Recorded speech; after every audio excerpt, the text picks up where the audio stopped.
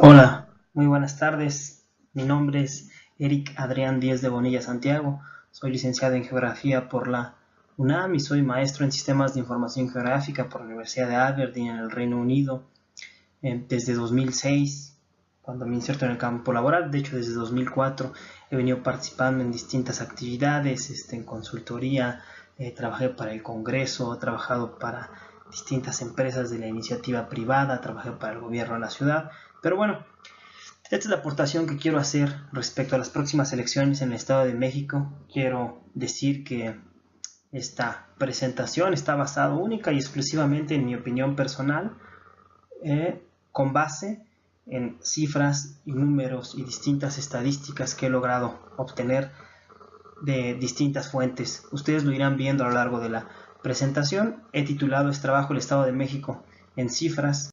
Voy a tratar de hacerlo muy rápido. Sé que los videos deben de ser lo más cortos posibles para que tengan un impacto. La verdad es que yo no soy un profesional de esto, la idea es únicamente transmitir lo que yo pienso. Esta segunda diapositiva la titulé Gobernadores en el Estado de México. Bueno, como un contexto histórico, el Estado de México se funda en 1824. Su primer gobernador es Melchor Musquiz. El onceavo gobernador es Manuel Díaz de Bonilla. Esto lo subrayo porque, bueno, pues es un familiar, es un ancestro nuestro, de nuestra familia, y bueno, esto me hace tener cierta calidad moral y cierto interés en el tema, en particular en el Estado de México. Desde 1925 el PRI ha gobernado el Estado de México. Esto es increíble desde mi perspectiva. Es decir, por 92 años ha gobernado el PRI. Esto es una completa dictadura partidista desde mi perspectiva, ¿no? No puede ser que en un país y en un estado que se diga democrático por los últimos 92 años haya gobernado únicamente un partido. Me parece aberrante. Repito, es mi opinión. Desde 1925 a la fecha ha habido 23 gobernadores del PRI, todos desde luego, 6 de estos de una sola familia. Es decir, esta familia ha gobernado por más de 30 años y ahora pretende llegar a un séptimo. Con qué descaro. Bueno, aquí los tenemos, a los 6 gobernadores del Estado de México: Isidro Fabela, Alfredo del Mazo Vélez, Salvador Sánchez Colín, Alfredo del Mazo González, Arturo Montiel Rojas, Enrique Peña Nieto y bueno, el candidato actual. Aquí lo estamos viendo, que pretende quedarse de 2017 a 2023. Sería el séptimo integrante de una sola familia que ha venido gobernando el Estado de México desde 1942. Aquí han sido interrogaciones para ver si en realidad los mexiquenses van a permitir que esto ocurra.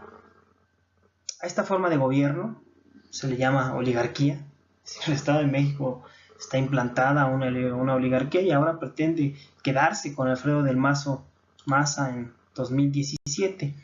La siguiente diapositiva que les quiero mostrar, que es esta, es un poco explicar por qué se da esta batalla tan feroz por parte de los partidos políticos en el Estado de México. Es decir, por qué no se da por Tlaxcala, por qué no se da por Quintana Roo. Quiero que entendamos un poco esto, ¿no? Bueno, el Estado de México, ahí lo vemos, es vecino de la Ciudad de México, del estado de Morelos, Guerrero, Michoacán, Puebla. Es un estado grande, no de los más grandes de la República, tiene 22.357 kilómetros cuadrados. Hay que recordar que la República Mexicana es un país enorme, con cerca de 2 millones de kilómetros cuadrados.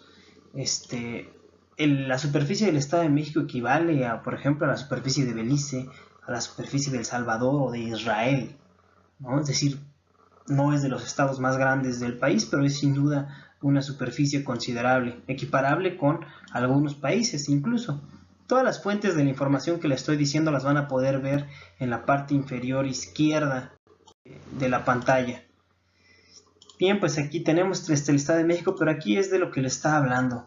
Tiene una población de 16.187.608 habitantes. 16 millones de habitantes. Esto es, lo pongo aquí, esto es como si sumáramos a Noruega, a Finlandia y a Nicaragua, todos juntos nos hacen el Estado de México. Es el estado sin duda más poblado de la República Mexicana.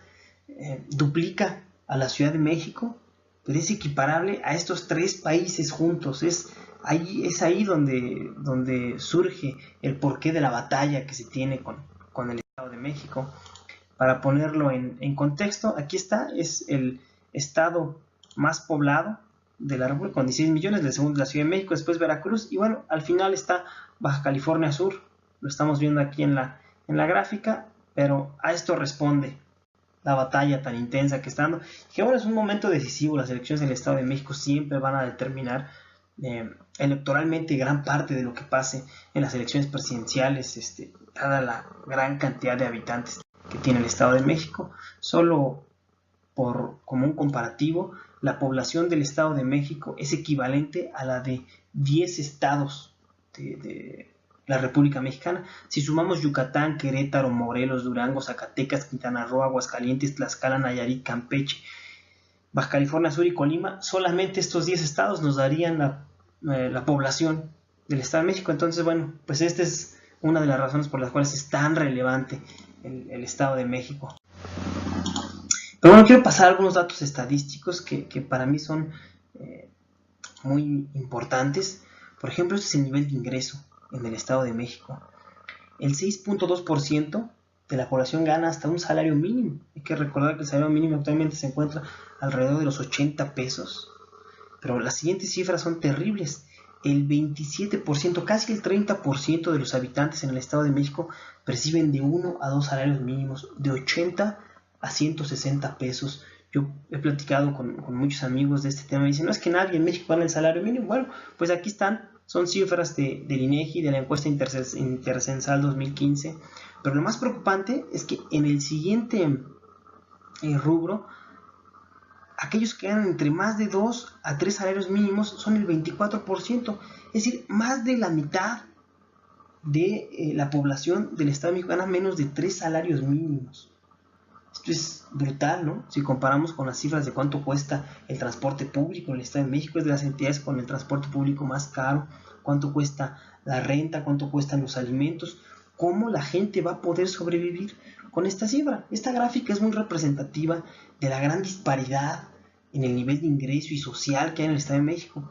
Solo el 2.39% recibe más de 10 salarios mínimos.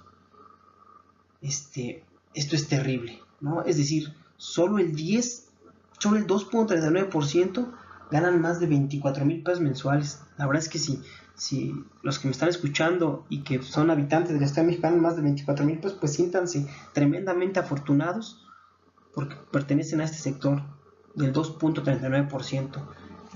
Probablemente con ver estas cifras se responda el nivel de violencia, el nivel de inseguridad que se vive, ¿no? Es decir, cuando más de la mitad de los habitantes de la ciudad ganan menos de 3 salarios mínimos, es cosa de ponerse a pensar qué es lo que está pasando ahí. Aquí un poco lo que decíamos, 2.4% de la población gana más de 24,000 pesos mensuales, 52% de la población gana entre 2,400 y 7,200 pesos mensuales.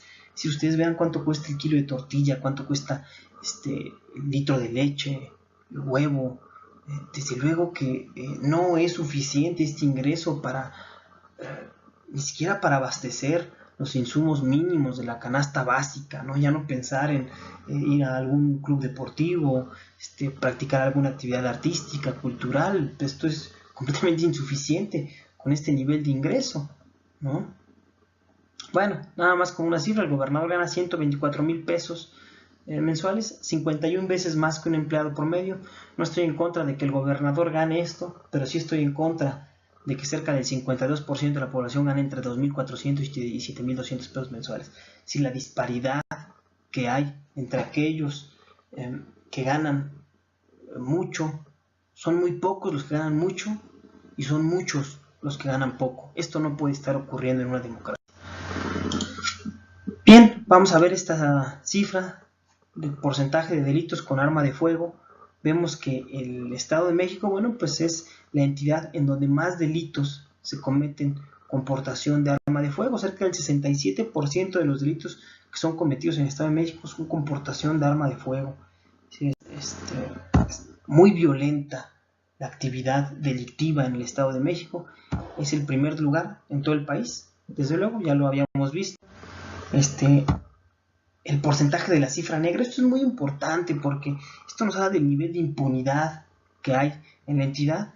Vemos que el Estado de México ocupa la segunda posición, solo después de Guerrero. Es el segundo estado con mayor impunidad. De cada 100 delitos, solo 95.4% no serán denunciados.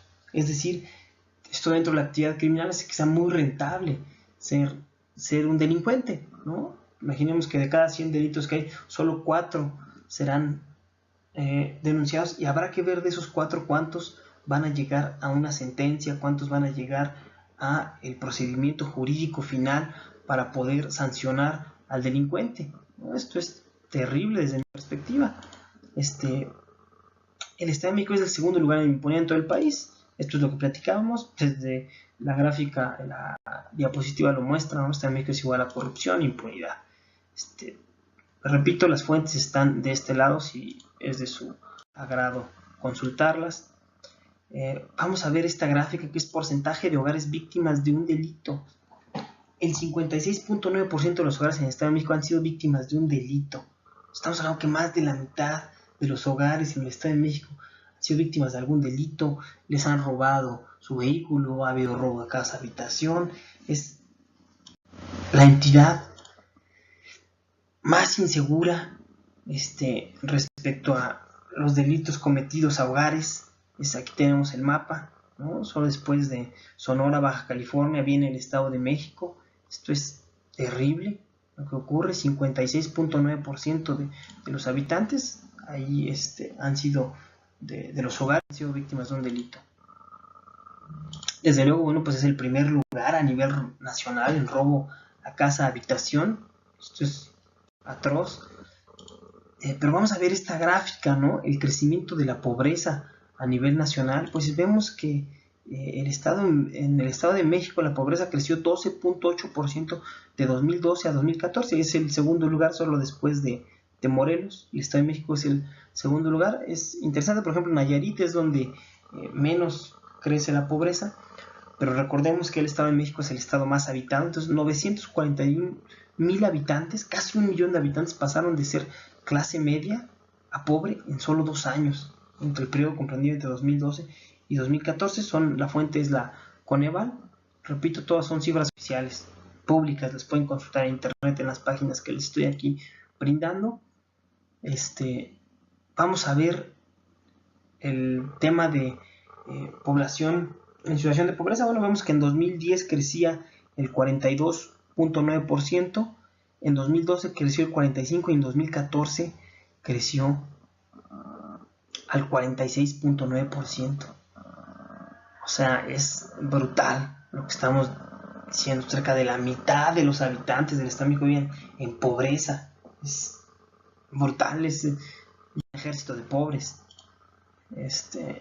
Bueno, es el segundo lugar nacional, la fábrica de pobres más grande de este país. Disculpen que lo esté pasando tan rápido, pero no quiero prolongarme mucho. 1.341.000 personas viven en pobreza extrema en la entidad. Solo después de Chihuahua, el Estado de México es la entidad donde más creció la pobreza extrema, 27%. O sea, es brutal lo que estamos viendo. Les quiero a ver si esta gráfica es representativa. 8.269.000 personas viven en pobreza. Es como si todo Suiza, hombres, mujeres, ancianos, niños, vivan en pobreza. En verdad, para mí es impresionante esta cifra. 8 millones de personas en pobreza en el Estado de México. La mitad de la población del Estado de México son pobres. ¿Qué significa que son pobres? Que no pueden ni siquiera satisfacer las condiciones mínimas de bienestar social, como es alimentación, educación, drenaje, luz. Es terrible. Esta otra cifra, mira, más del 90% de los mexiquenses se sienten inseguros en su entidad. En percepción de inseguridad, en porcentaje, el Estado de México ocupa el primerísimo lugar. Es decir, primer lugar nacional en inseguridad. Acorde a la percepción de los propios habitantes del Estado de México, bueno, pues esto ya aquí ni hablemos, ¿no? Es el estado más corrupto. Esto es una tasa, ¿no? En una tasa en el Estado de México, por cada 100,000 habitantes se cometen 62,160 actos de corrupción. ¿No? Está terrible, terrible. Aquí aparece, bueno, Sinaloa, pero lo más importante que aparece Sinaloa, Chihuahua, Sonora, Baja California Sur, Morelos, Michoacán, Querétaro, Tlaxcala, Puebla, pero pues es el primerísimo lugar en actos de corrupción. ¿No? La tasa es brutal. Bueno, primer lugar nacional en corrupción, el Estado de México. Solo poco estas cifras, estas ideas, es como para decirles, en verdad no se merecen eso. Yo no soy habitante, yo no soy del Estado de México, vivo en la Ciudad de México, pero constantemente voy, mi familia vive allá y cada vez que cruzas es notorio, ¿no? Cuando uno cruza, yo voy mucho hacia la zona de Naucalpan, Tlalnepantla, Tizapán, y cuando salgo apenas cruzo Río San Joaquín, tomo periférico hacia la zona de Naucalpan, es notable la diferencia que hay, y eso, y no estoy diciendo que estemos muy bien en la Ciudad de México, pero el Estado de México, dentro de lo peor, es lo peor que hay, ¿no? Bueno, está en sus manos, ¿no? La historia quedará registrado con un grupo de mexicanos organizados, conscientes, pudieron derrocar a esta oligarquía de más de 90 años. No será fácil, pero confío en que lo harán. Espero que esta información abone. Aquí un poco la idea es que ejerzan el voto útil. Y yo sé que algunos de ustedes podrán tener simpatía por el PAN, por el PRD, por algún candidato independiente, pero la verdad es que si ustedes optan por esas alternativas, lo único que estarán haciendo es estarán allanando el camino para que nuevamente esta oligarquía perdure en el poder en el Estado de México. Aquí les voy a mostrar 3 encuestas. La primera encuesta es del Universal. En el Universal dice, consulta Mitofsky, que Delfina Gómez va con el 24.4% de las preferencias, Alfredo del Mazo 23.6%. Les muestro una segunda gráfica que es del Economista, donde dice que Alfredo del Mazo va con el 24.5% y Delfina Gómez con el 21.3%. Y bueno, les muestro una tercera gráfica de SDP Noticias, donde nos dice que Delfina Gómez va con un 31.2% y Alfredo del Mazo con el 24.7%. En todos los casos, en todos los escenarios, según las combinaciones que hagamos, consulté más de 15 distintas encuestas. Solamente esta elección es de 2, ¿no? Estamos a 2 semanas de la elección, estamos a unos cuantos días de la elección. Es muy difícil que esto se revierta. Lo que es muy importante decirles es que las encuestas fallan mucho, lo hemos visto nosotros ya aquí en las elecciones presidenciales, se ha visto recientemente en las elecciones en Francia y las elecciones en Estados Unidos con Donald Trump. Nadie lo daba por ganador en las encuestas y bueno, pues ahí están los resultados. Yo la verdad es que ahora confío mucho, sigo más o menos estos temas, y ahora confío mucho en las encuestas de internet. En el ejercicio electoral en los Estados Unidos se vio que las encuestas vía Facebook eran las de mayor certidumbre. Entonces, bueno, es un ejercicio más. Aquí les estoy mostrando de distintas fuentes periodísticas, de casas encuestadoras, pero bueno, el tema es que ya la elección está cerrada en 2 contrincantes únicamente. Ejerzan su voto útil. Yo respeto mucho a aquellos que crean que la opción independiente es buena, que el PT, pero bueno, la verdad es que si no ejercen el voto útil en alguno de los del candidato opositor, que en este caso es Delfina Gómez, pues bueno, se le estará allanando el camino nuevamente al PRI, ¿verdad? Bueno, esa es mi opinión particular, lo digo abiertamente. Delfina Gómez tampoco es una persona, no la conozco desde luego, pero tampoco es un candidato, la he seguido en sus discursos, tampoco es una persona que a mí en lo particular me llene el ojo, pero bueno, creo que es el único instrumento que en este momento se tiene para poder sacar al PRI en el Estado de México. Les agradezco mucho su atención, es el momento, se los digo en serio, hagan historia. Yo no hagamos historia juntos. Yo no voy a votar, pero bueno, yo los invito a que lo hagan por la oposición. No merecen esto, no merecen el primer lugar de inseguridad, no merecen el primer lugar en robo a casa habitación, no merecen las cifras de pobreza que tienen. En verdad merecen una historia distinta. Les agradezco mucho, que tengan excelente tarde. Suerte.